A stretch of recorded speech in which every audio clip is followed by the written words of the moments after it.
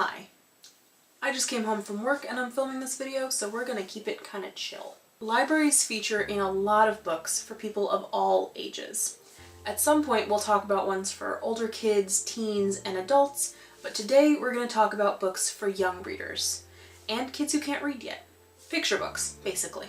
I'm going to divide this up into two categories. Picture books you can read to kids, and readers that young readers can read themselves or with some help. Side note, Climb the Stacks recently posted a video about libraries in literature, and I haven't watched that yet, so I don't know how her recommendations and mine compare. So without further ado, here are some picture books. First, The Librarian from the Black Lagoon. This is part of a series, the Black Lagoon series. There's picture books and now there's readers for young readers as well. This is about a school library, but it's also about the fears that kids have of places they've never been and things they've never experienced. The main character, this kid, has never been to the school library before. He doesn't know if the school librarian is going to be nice or mean. He's afraid, so he's talking about all his fears. And at the end, the school librarian turns out to be pretty great. Also, I once posted a picture of this book on my Instagram and captioned it "Career Goals," so I love it. The Librarian from the Black Lagoon is by Mike Thaler with pictures by Jared Lee.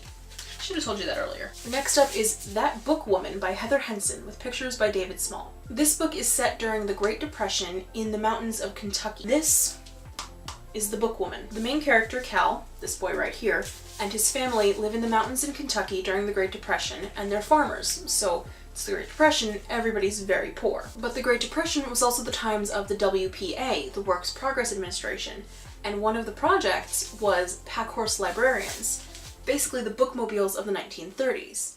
If you've ever seen that image of the Biblioburo, it's kind of the same deal. And this is based on a real story. In the 1930s, as part of the New Deal, as part of the Works Progress Administration, there were librarians who would ride out on horses, like this, to rural families to get them books, and they didn't charge anything for it because it was a library. They would ride out to these families, they would give them books, and then they would take back the other books and just trade it out over and over and over again. So Cal is a reluctant reader. His sister Lark is not. She is a big reader.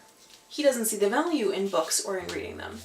But over time, after he starts seeing all the joy that the books bring his sister, he wants to know why too, so he asks her to teach him, and she teaches him to read, and he becomes a book reader too. All because of this Packhorse librarian who brought him free books. This would probably be a little challenging for a young kid to read themselves, but to read with a parent or to have a parent read to them, I think it would be great. It can be a jumping off point to talk about books, to talk about libraries, to talk about the Great Depression, to talk about poverty, to talk about sharing. It's a good book on its own, but it's also a good starting point for many conversations with kids. Next is The Boy Who Was Raised by Librarians by Carla Morris, illustrated by Brad Sneed. The main character, Melvin, this boy, loves the library, the Livingston Library specifically, and he loves the librarians there, Betty, Marge, and Leola.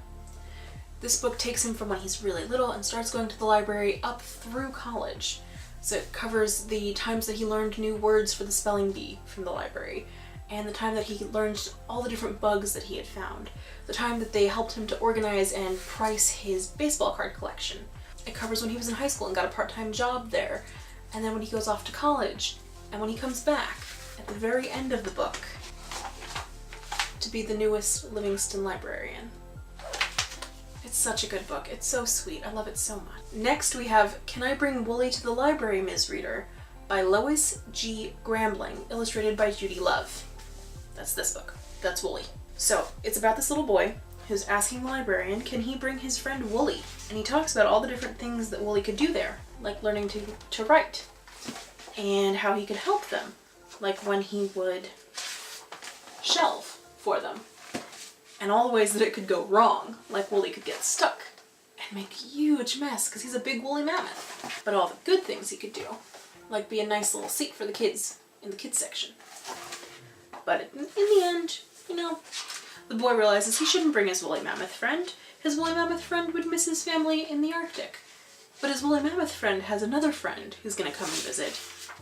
And can he bring Saber to the library? It's so cute. It's so cute. It's so cute. The last of the picture books is Library Lion by Michelle Knudsen with illustrations by Kevin Hawkes. This book is about a lion, obviously, who finds his way to the library, and Mr. McBee, one of the librarians at the front desk, runs to get the head librarian and tells her there's a lion in the library. And she goes, well, is he breaking any rules?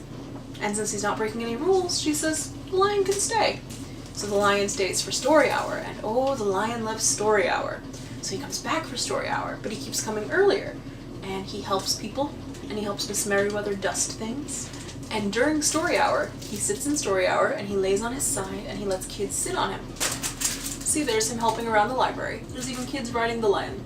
And then one day, he's in the office helping Miss Merriweather, the head librarian, and she falls and she hurts herself, so he goes to get help. But the other librarians don't understand, so he roars, and he gets kicked out.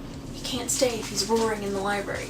And then the other librarian goes to get the head librarian and finds that she's fallen and hurt herself. But then the lion doesn't come back the next day, or the day after that, or the day after that. So Mr. McBee has to go find the lion, and he searches everywhere he can think of, and he can't find the lion. But then he comes back to the library, and lo and behold, our lion buddy is waiting outside in the rain. And what he tells the lion is a good thing to tell kids too. Sometimes it's good to break the rules if you're helping somebody. Like the lion was helping the hurt librarian, and then he comes back for story hour. It's beautiful. Michelle Knudsen is actually a librarian herself, and she's worked in libraries in New York City and Ithaca, New York, and it's very exciting. I imagine she might have gotten some inspiration from Patience and Fortitude.